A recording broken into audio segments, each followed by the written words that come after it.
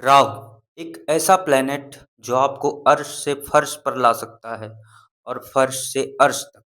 जी हाँ, बात कर रहे हैं हम ग्रह राहु के बारे में। वही मायावी ग्रह जिससे हर इंसान डरता है, जिसकी दशा से, जिसकी अंतर्दशा से हर इंसान भयभीत रहता है, क्योंकि राहु भ्रम है, राहु माया है, राहु ही कलयुग है। वीडियो शुरू करने से पहले आपसे निवेदन है कि अगर आप चैनल पर नए हैं तो वीडियो को लाइक कीजिए, सब्सक्राइब कीजिए, शेयर कीजिए। तो चलिए शुरू करते हैं राहु की कहानी। आप जानते ही होंगे कि राहु केतु दोनों एक ही शरीर के भिन्न भिन्न पार्ट हैं। जब समुद्र मंथन हुआ, समुद्र से अमृत निकला, तो अमृत को देवताओं ने अमृत से अमर होने के लिए अमृत को अपने पाले में रखा। इस असुरों को इससे वंचित रखा। लेकिन यही समझिए राहु की बुद्धि।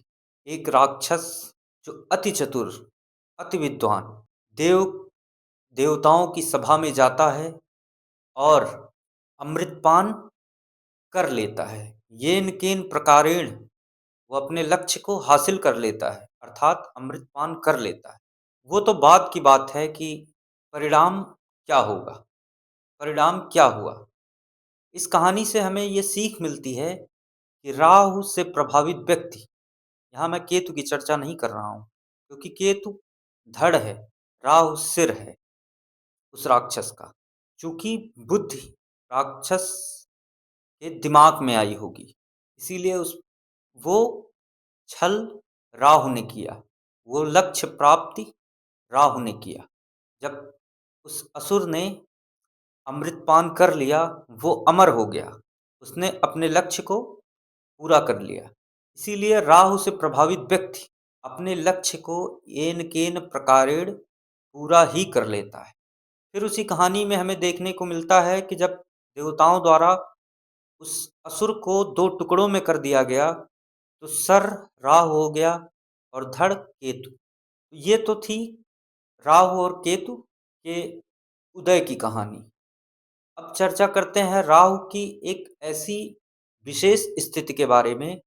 ऐसा राहु जो आपको वो दे सकता है जो आपने कभी सोचा ही ना हो। आपने एक शब्द सुना होगा, law of attraction. Law of attraction अर्थात आप जो चीज सोचते हैं, आपके विचारों में वो आकर्षण होता है, या आप जिस भी चीज का विचार करते होंगे, विचार करते हैं, वो आपके भौतिक दुनिया में भी कहीं ना कहीं दिखाई देने लगती है। ये है राहु, ये है राहु का कमाल। आज हम चर्चा करते हैं राहु की ऐसी विशेष स्थिति के बारे में, अर्थात सप्तम भाव में स्थित राहु के बारे में। आप जानते ही होंगे कि महानायक अमिताभ बच्चन की कुंडली में भी सप्तम भाव में राहु विराजमान है। इसी के साथ हम चर्चा करेंगे, अवलोकन करेंगे एक कुंडली का, जिसमें जिसका मैं अध्ययन कर रहा था। तो मैंने सोचा कि आप लोगों को भी इस चीज से अवगत कराऊं कि सप्तम भावस्थ राहु किस तरह से जीवन को बदल देता है, चीजों को बदल देता है, मानसिक स्थिति को बदल देता है। किन कष्टों से, किन संघर्षों से वो जातक को निकालता है, या जातक को उन संघर्षों में, उन कष्टों में डालता है। जैसा कि आप जानते हैं कि सप्तम भाव केंद्र स्थान है। प्रथम, चतुर्थ, सप्तम और दशम भाव को केंद्र स्थान माना जाता है। First, fourth, seventh and tenth house जो होते हैं, वो केंद्र स्थान माने जाते हैं, अर्थात कुंडली के सबसे पावरफुल हाउस, सबसे पावरफुल घर। एक, चार, सात, 10, इनमें से सबसे ताकतवर टेंथ को माना जाता है, दशम भाव को। लेकिन सप्तम का भी रोल कम नहीं है, क्योंकि सप्तम समाज का भाव है। ये प्रथम से सातवां है, अर्थात आपकी पर्सनालिटी कैसी है, ये प्रथम भाव बताता है। लेकिन लोग, समाज आपको किस नज़र से देखता है, समाज में आप समाज में आपकी क्या पोज़ीशन है, ये सप्तम भाव बताता है। सप्तम भाव से पत्नी का विचार किया जाता है, सप्तम भाव से पार्टनर का विचार किया जाता है, बिज़नेस पार्टनर का या कोई बहुत घनिष्ठ मित्र। सप्तम भाव से रोज़ाना होने वाली आमदनी के बारे में भी विचार किया जाता है। ऐसी आय जो रोज़ होती हो, सप्तम भाव से विचार किया जाता है। सप्तम भाव को मारक भाव भी कहा जाता है। द्वितीय भाव और सप्तम भाव को मारक भाव भी कहा जाता है। चूँकि सप्तम भाव में राहु आके विराजमान हो गए, तो चीज़ें पूरी तरह से बदल जाती हैं। सप्तम भाव की ऊर्जा से राहु की ऊर्जा का मिलन हो जाता है, तो चीज़ें कहीं न कहीं राहु के पक्ष में चली जाती हैं या सप्तम भाव से संबंधित चीज़ों में राहु का मिश्रण हो जाता है। अब ये अलग बात है कि राहु किस राशि में है, किस नक्षत्र में है, या राहु पर पाप प्रभाव है या शुभ प्रभाव है, या राहु यहाँ बैठकर राजयोग बना रहा है। जैसा कि महानायक अमिताभ बच्चन की कुंडली में है कि उनके सप्तम भाव में सिंह राशि पड़ रही है, उनका जन्म लग्न कुंभ है। तो उनके सप्तम भाव में सिंह राशि पड़ रही है और वहाँ पर राहु विराजमान है। तो उनके व्यक्तित्व में हमें राहु का वो प्रभाव देखने को मिलता है, राहु का वो आकर्षण देखने को मिलता है कि एक ऐसा नायक जिसे उसकी आवाज़ के कारण रिजेक्ट कर दिया गया था, और वही आवाज़ और उसी आवाज़ ने उस व्यक्ति को महानायक बना दिया। अब हम बात करते हैं उस कुंडली की जिसका मैं अवलोकन कर रहा था। तो मैंने सोचा कि आपसे भी साझा किया जाए कि सप्तम भाव में राहु सामान्यतः क्या परिणाम देता है। तो अगर मैं इस कुंडली की बात करूं, तो जैसा कि आप स्क्रीन पर देख पा रहे होंगे, इस जातक का लग्न मकर है, अर्थात कैप्रिकॉर्न एसेंडेंट है, और इसके सप्तम भाव में पड़ रही है कर्क राशि, चंद्रमा की राशि। राहु यहाँ विराजमान है बुध के साथ आश्लेषा नक्षत्र में, अर्थात बुध और राहु दोनों आश्लेषा नक्षत्र में विराजमान है, और आश्लेषा नक्षत्र बुध का नक्षत्र है। लग्न में चंद्रमा है, केतु है, अंशों में दूरी है, इसीलिए ग्रहण दोष का पूरा प्रभाव नहीं है। लेकिन बुध और राहु सप्तम भाव में विराजमान है, और इस जातक की 2017 से ही राहु की महादशा भी चल रही है। तो अगर हम इस जातक के जीवन का अवलोकन करें, जो हमें सप्तम भाव में स्थित राहु सामान्य रूप से जो फल देता है, और तो इस जातक के जीवन में 2017 में राहु की महादशा शुरू हुई, और 2018 में इसके जीवन में प्रेम का आगमन हुआ। वही प्रेम जो भविष्य में इसके विनाश का, कहीं न कहीं विनाश ही कह सकते हैं, कारण बनने वाला था। उस प्रेम का आगमन हुआ, और ये जातक अपने प्रेमिका से पूरी तरह से ऑब्सेस्ड था। जब प्रेम की अति हो जाती है तो उसे ऑब्सेशन बोलते हैं। प्रेम की भी एक मर्यादा होती है। ऑब्सेशन से आपका पार्टनर, आपका साथी आपसे परेशान हो जाता है, या यूँ कहें कि राहु सप्तम भाव में अगर हो, तो ये एडिक्शन देता है किसी न किसी चीज़ की, और यही एडिक्शन इस जातक को हुआ, लव एडिक्शन। इसको अपने प्रेमी की बहुत बुरी तरह से आदत पड़ गई। उसके बिना इसका रहना दुश्वार हो गया। फिर धीरे-धीरे समय बीता, इसके प्रेमिका की शादी किसी अन्य व्यक्ति से हो गई, और ये जातक पूरी तरह से डिप्रेशन में आ गया। फिर इसने अपने दिमाग को कहीं और लगाया। उस चीज़ से उबरने में, उस प्रेम से, उस एडिक्शन से उबरने में इसे सालों लग गए। सालों का अर्थ है कि राहु की महादशा में जब बुध की अंतर्दशा आई, तब जातक संभला। चूँकि बुध राहु के साथ हैं इस कुंडली में, कहीं न कहीं बुध राहु को कंट्रोल कर रहे हैं, क्योंकि बुध आश्लेषा नक्षत्र में बैठे हैं और राहु भी बुध की नक्षत्र में बैठा हुआ है।